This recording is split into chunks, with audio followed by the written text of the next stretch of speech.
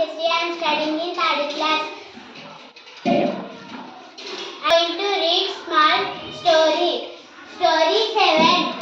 Rohan was flying his blue kite on Sunday morning.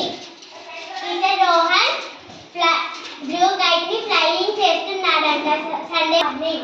Suddenly the kite went into a big mango tree. Teacher a kite big mango tree దగ్గరికి వెళ్ళిందంట. Rohan felt sad but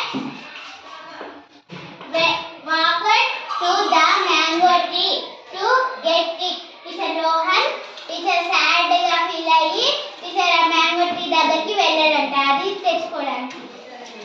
Up in the tree. Teacher ఆ tree పైన ఉందంట.